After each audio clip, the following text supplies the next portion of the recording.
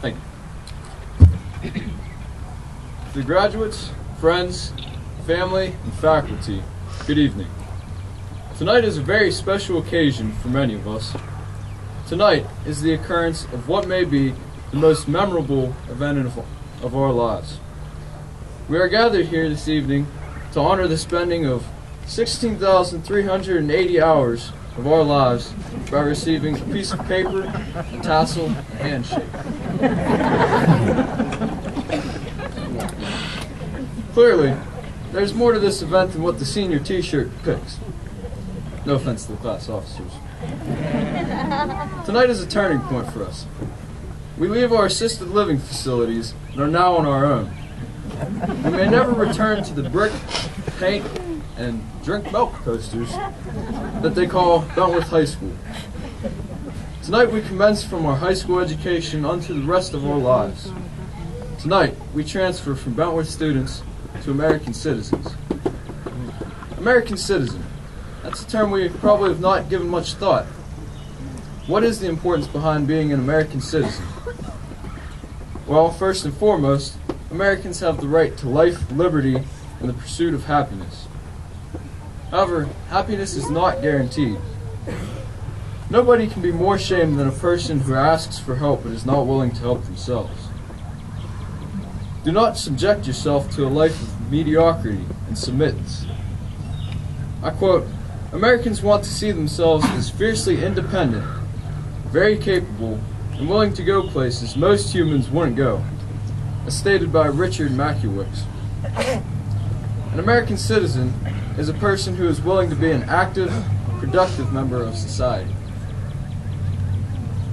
On a personal note, I may be the happiest man in the world tonight.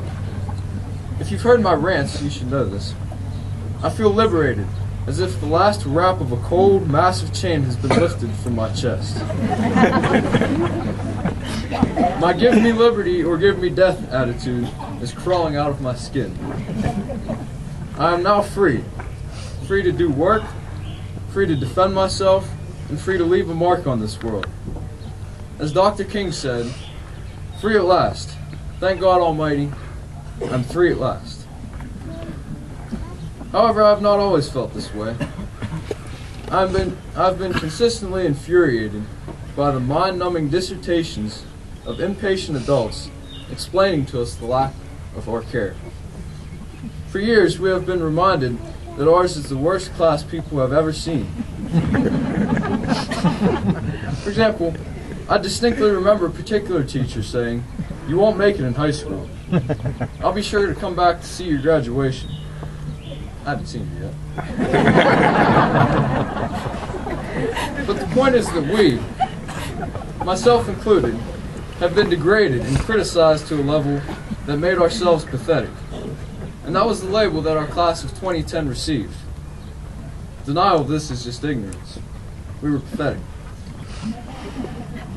Through one of the many sensible conversations that I've had with Colt Corpus, I realized that the labels that we've been given throughout high school, personally and collectively, all fall off upon graduation.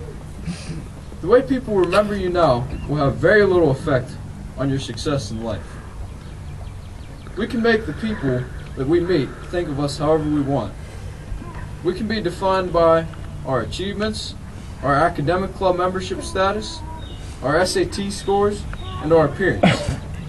However, I'd rather be defined by my ambition, my work ethic, my spirit, and my motivation.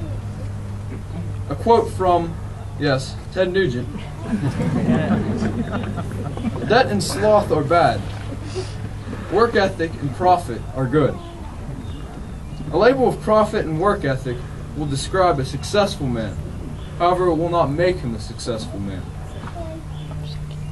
So tonight, I challenge you to motivate yourself, to redefine yourself, to find a vision and use your knowledge and provocation to achieve it. Become a true American. Let those who discourage you fuel your bonfire of American spirit. Let your attitude carry yourself through a successful life. I know I will. To conclude, I have a quote from Mike Rowe, who's the host of Dirty Jobs. Don't wait for the world to acknowledge your accomplishments. By all means, take pride in what you've done, but don't let it get to your head. Roll up your sleeves, get out in the world, and put what you've learned to good use. Thank you.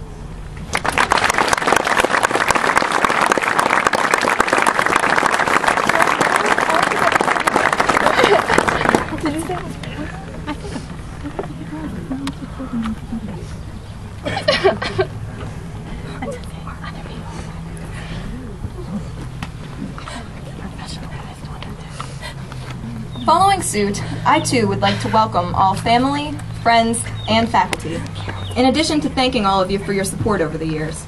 It means a lot that you could all be here with us. And of course, it's a given that I must recognize my fellow classmates for the huge milestone which we are achieving today.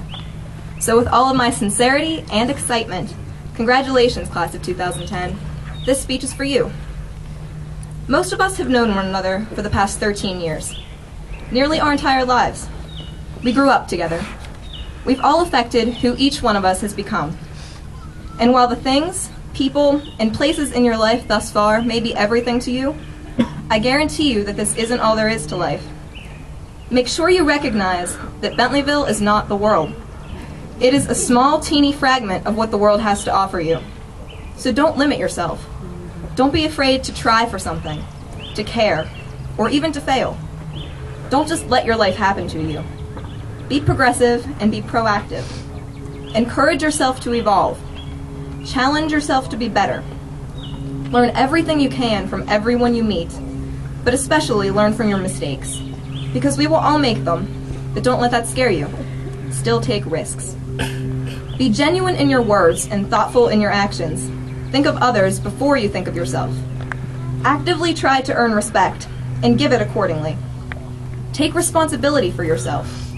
If you aren't happy with who you are, make a change. Get involved in the world around you. And don't forget to balance your work with some relaxation. All of my unsolicited advice aside, I feel like it's half expected of me as class president to stand up here and recap all of the good times we've had in high school.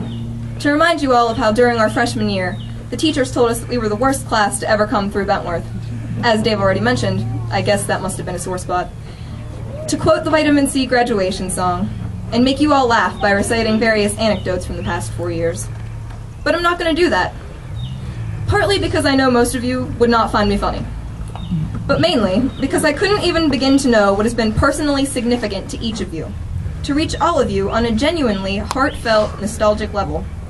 So in an attempt to do that, I thought we'd try this.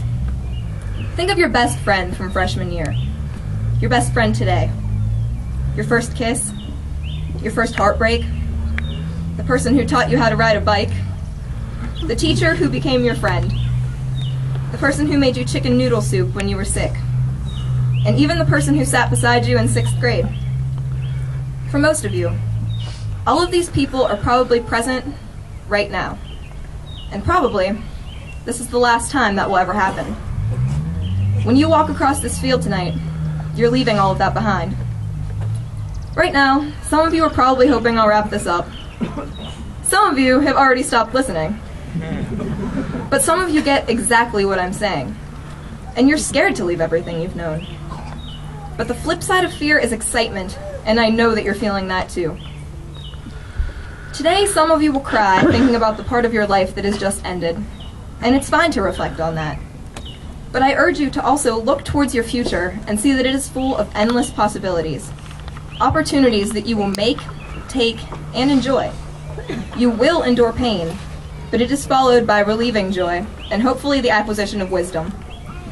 No matter what our class song says, we won't stay 18 forever. Embrace that. When you leave here today, things change forever. Do everything you can to make that change a good one. Congratulations, class of 2010. I have pride in and hope for each of you. We did it!